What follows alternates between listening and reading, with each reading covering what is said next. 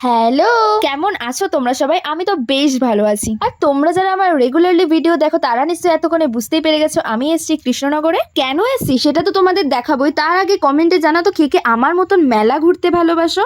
আমি তো মেলা ঘুরতে ভীষণই ভালোবাসি, তাই যখনই অনি আমাকে বললো যে ওদের কৃষ্ণনগরে 12 দোলের মেলা হচ্ছে, তখনই আমি বললাম অবশ্যই আমি আসবো। এই মেলাটা কৃষ্ণনগরের রাজবাড়ির পাশেই হয়। আর আমাদের মেলা যাওয়ার আগেই শুরু হয়ে গিয়েছিল বৃষ্টি, তবে আমরা দুজনে বৃষ্টিকে বুড়ো আঙুল দেখিয়ে চলে এলাম মেলাতে। আজকে মেলাতে বেশ ভালোই ভিড় হয়েছিল, কিন্তু অনি বলছিল এটা নাকি কোনো ভিড়ই না, এর থেকেও বেশি ভিড় হয়। আর মেলা মানে তো অনেক রকম জিনিস আর অনেক কিছু কেনা, তাই আমিও আমার কাজ শুরু করে দিয়েছিলাম।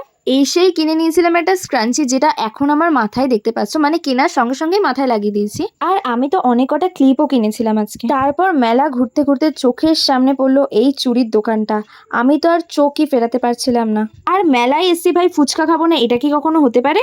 এখানে তো প্রায় 20টার উপরে ফুচকার দোকান ছিল। প্রথমে একটা দোকান থেকে জল ফুচকা খাই, সেটা অতটাও ভালো লাগেনি। তারপর এই দোকানে এসে জল ফুচকা দই ফুচকা দুটোই খেয়েছিলাম। আর এরপর আরো অনেকক্ষণ মেলা ঘুরেছিলাম। তারপর এক প্লেট মোমো নিয়েছিলাম, যেটা আমার একদমই ভালো লাগেনি, বাধ্য হয়ে অনেকেই খেতে হয়েছে। আর লাস্টলি বন্দুক দিয়ে বেলুন ফাটিয়ে জিলিপি কিনে নিয়ে আমি চললাম বাড়ি। ভিডিওটা ভালো লাগলে অবশ্যই একটা লাইক আর চ্যানেলটা সাবস্ক্রাইব করে দিও। বাই।